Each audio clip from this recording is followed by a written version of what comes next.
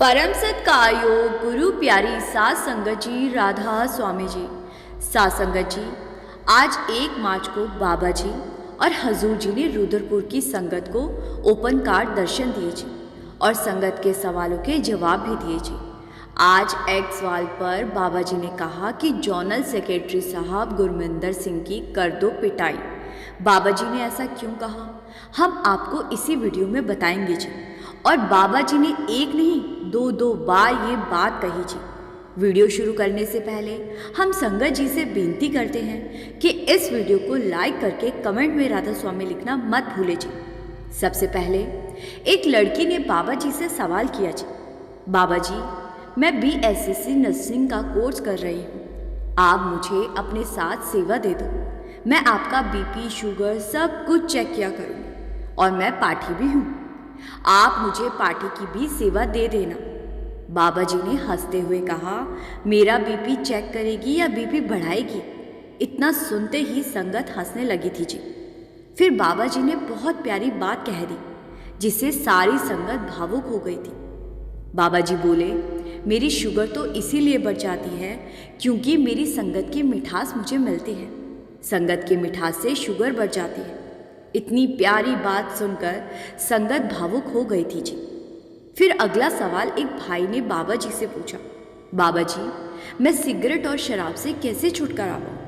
आप मेरा मार्गदर्शन कीजिए कि मैं खुद को शराब और सिगरेट जैसी चीज़ों से कैसे दूर रखूँ। बाबा जी ने बड़े प्रेम से समझाया, बेटा संसार में रहने के लिए हमारी कुछ ज़रूरतें होती हैं और वो ज़रूरतें होती है रोटी, कपड़ा और रहने के लिए एक कमरा या घर। इससे अलग जो भी है वो हमारी ज़रूरत नहीं, चाहते होती है और चाहते मन से आती है। जब तक हम अपने मन को काबू नहीं करेंगे तब तक हम खुद को चाहतों से दूर नहीं रख पाएंगे। आज हम मन के कहने पर चलकर इन चीज़ों को खाते और पीते हैं जबकि इन चीज़ों की हमें कोई ज़रूरत नहीं है। हम जानते हैं कि ये चीज़ें हमारे लिए ज़रूरत नहीं है, लेकिन हम मन के बहकावे में आकर चाहतों के पीछे दौड़ते हैं। अगर मन पर काबू कर लिया तो समझो सब जीत लिया। बाबा जी ने कहा, मन जीता जग जीत। इसके बाद एक बहन ने सवाल किया जी, बाबा जी मैं धुन पर ध्यान नहीं लगा पाती, मुझसे सिर्फ सिमरन होता है लेकिन धुन पर बैठने का मन नहीं करता। तो बाबा जी मुस्कुराए और बोले, बेटा ये तो ऐसा हुआ जैसे कोई सब्जी काटे फिर उसे पकाए लेकिन उसे खाए ही ना। सिमरन का उद्देश्य होता है ध्यान को एकाग्र करना। अगर ध्यान को एकाग्र करके हम धुन पर ही नहीं बैठेंगे तो फिर हम अपने मकसद में कामयाब कैसे हो पाएंगे? इसके बाद वही बहन पूछने लगी, बाबा जी क्या किसी पर जादू टोना करने या तंत्र विद्या करने से उसकी मृत्यु हो सकती है या उसका कुछ नुकसान हो सकता है? बाबा जी ने शांत स्वर में समझाया जी, बेटा एक तरफ हम कहते हैं कि किस्मत मालिक ने बनाई है और दूसरी तरफ ये भी मानते हैं कि कोई इसे बदल सकता है, लेकिन फिर भी हम इन भ्रमों में पड़ जाते हैं और सोच बैठते हैं कि हमारी किस्मत का लिखा बदल सकता है। अगर इन सब चीज़ों से किसी का बुरा हो सकता तो पूरी दुनिया एक दूसरे की दुश्मन बन जाती। बाबा जी ने कहा, हमें भ्रमों से बाहर निकलना है, भ्रमों में पड़ना ही नहीं है। फिर इसके बाद एक भाई ने बाबा जी से कहा, बाबा जी मुझे नामदान लिए लगभग 25 साल से ज़्यादा हो गए।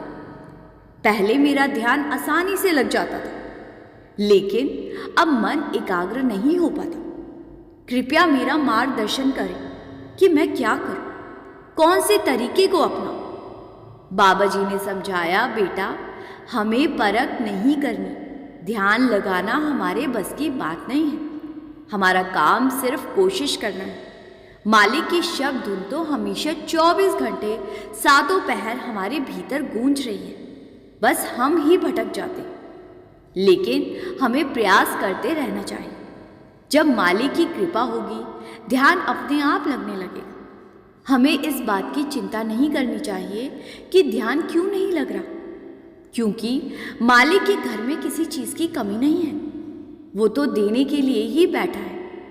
फिर बाबा जी ने एक उदाहरण दिया जी, अब अगर आप मेरे सामने बैठकर दुनियावी विचार सोचोगे तो आपका ध्यान उधर लग जाएगा और फिर आपको मेरे यहाँ होने का भी एहसास नहीं होगा। हमें ध्यान को इकट्ठा करने की कोशिश करनी है। बाकी ध्यान लगना मालिक की बख्शिश से ही होगा। फिर अगला सवाल एक लड़की ने पूछा, जी बाबा जी, सेवा से हमें क्या फ़ायदा मिलता है? बाबा जी ने मुस्कुराते हुए फरमाया, बेटा, हमें सेवा का नतीजा नहीं देखना। सेवा का मतलब है देना। हमें निष्काम भाव से सेवा करनी है, सेवा का नतीजा नहीं देखना। अगर सेवा का नतीजा देखकर सेवा करेंगे तो इसका मतलब हम मन में इच्छा रखकर सेवा कर रहे हैं और ऐसी सेवा करने का कोई फायदा नहीं। सेवा करते जाओ और नतीजे को मत सोचो। फिर आगे एक भाई बाबा जी से कहने लगे, बाबा जी, YouTube पर आप सवाल जवाब हर महीने डलवाते हो, लेकिन सत्संग नहीं डलवाते। आप सत्संग भी डलवाया करो। बाबा जी ने कहा कि जो सेवा आपको दी गई है वो तो आप लोग करते नहीं और आपको बाबे से वैरायटियाँ चाहिए। ये सुनकर संगत जोर जोर से हंसने लगी थी। बाबा जी बोले, बेटा, हमें दूसरी तरफ ध्यान नहीं देना और भजन सिमरन की सेवा को निभाना है।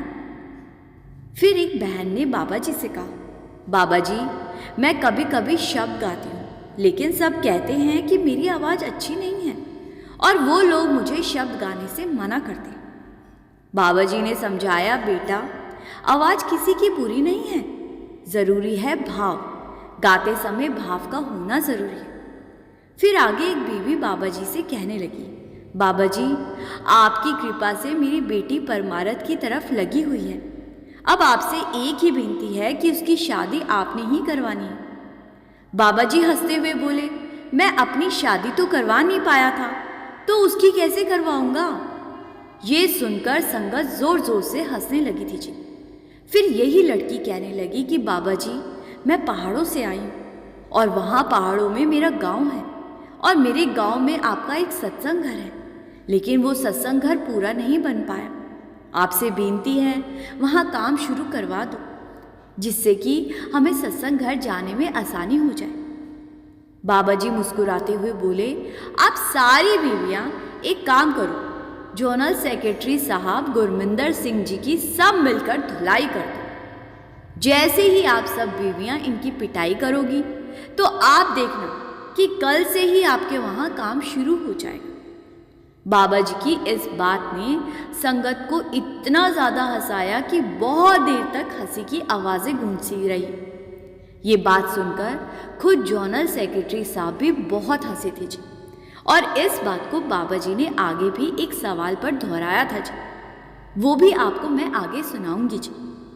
इसके बाद एक भाई ने बाबा जी से पूछा, बाबा जी, जीवन में क्या ज़रूरी है, पैसा या प्रेम? क्योंकि आज हर कोई पैसे के लिए दौड़ रहा है।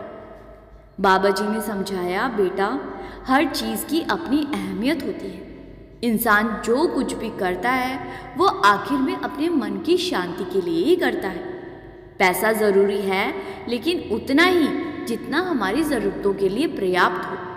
अगर हम अपनी इच्छाओं को ज़रूरत से ज़्यादा बढ़ा लेंगे तो वो बोझ बनकर हमें ही उठाना पड़ेगा।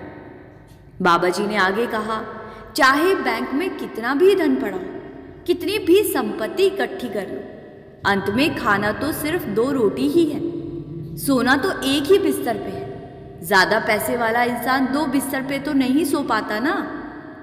आगे बाबा जी ने समझाया कि सबसे अहम चीज़ प्रेम है, और प्रेम वो चीज़ है जिसे शब्दों में बयान नहीं किया जा सकता, और हमें मालिक से प्रेम करना है। आखिर में मालिक ही हमारा सहारा है। फिर अगला सवाल एक लड़की ने बाबा जी से पूछा, बाबा जी, मेरे माता पिता हमेशा सबके साथ अच्छा व्यवहार करते हैं, फिर भी उनके साथ बुरा क्यों होता है? बाबा जी ने समझाया, बेटा, हमें नहीं पता कि उनके जीवन में क्या परिस्थितियां चल रही हैं और उनकी मजबूरियां क्या हैं। हमारे साथ जो भी होता है, अच्छा या बुरा, वो सब हमारे कर्मों का हिसाब होता है, लेकिन हम इसे दूसरी चीज़ों से जोड़कर देखने लगते हैं और मालिक से शिकायत करने लगते हैं। बाबा जी ने कहा, करनी आपो आपनी के नेड़े के दूर। बाबा जी ने समझाया, हर जीव अपने कर्मों का लेखा जोखा चुकाने यहाँ इस संसार में आया है। अगर आज हम अच्छा या बुरा कर रहे हैं तो मालिक इसका हिसाब समय आने पर ज़रूर करेगा। लेकिन अगर आज हमारे साथ कुछ बुरा हो रहा है या कोई बुरा कर रहा है तो हमें घबराना नहीं चाहिए, बल्कि ये सोचना चाहिए कि मालिक हमारे कर्मों का हिसाब कर रहा है, क्योंकि हिसाब तो हमें देना ही पड़ेगा।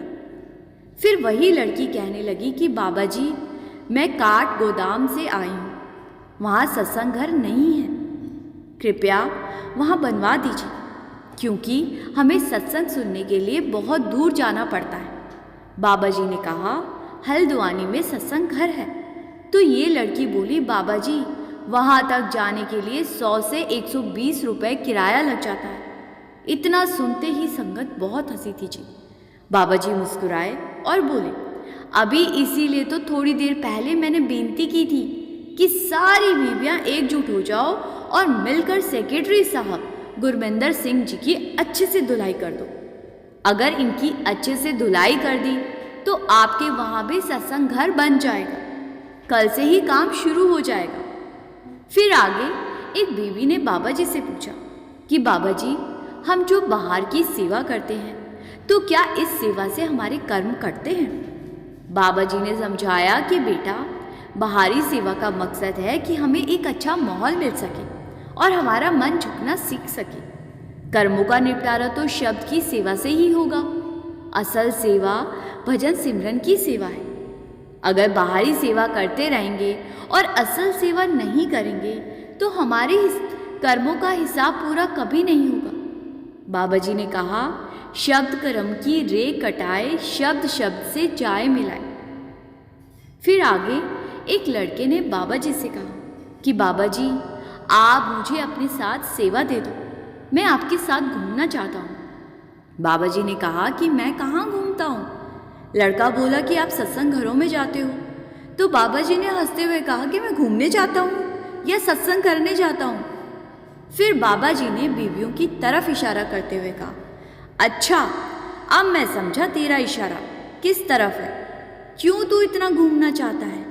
ये सुनते ही संगत बहुत ज़्यादा हंसी थी जी। साथ संगत जी, ये सवाल जवाब आज 1 मार्च को रुद्रपुर में हुए थे जी। कल बाबा जी रुद्रपुर में सत्संग भी फरमाने जा रहे हैं जी, और हम कोशिश करेंगे कि आपके साथ कल होने वाला सत्संग भी साझा कर सके जी। संगत जी से विनती है कि इस वीडियो को लाइक करके कमेंट में राधा स्वामी लिखना मत भूलिए जी। और संगत जी, आपसे विनती है कि संगत के अपने इस चैनल रूहानी सफ़र को सब्सक्राइब कर इस चैनल का एक हिस्सा ज़रूर बनिए जी। गुरु प्यारी साथ संगत जी, राधा स्वामी जी।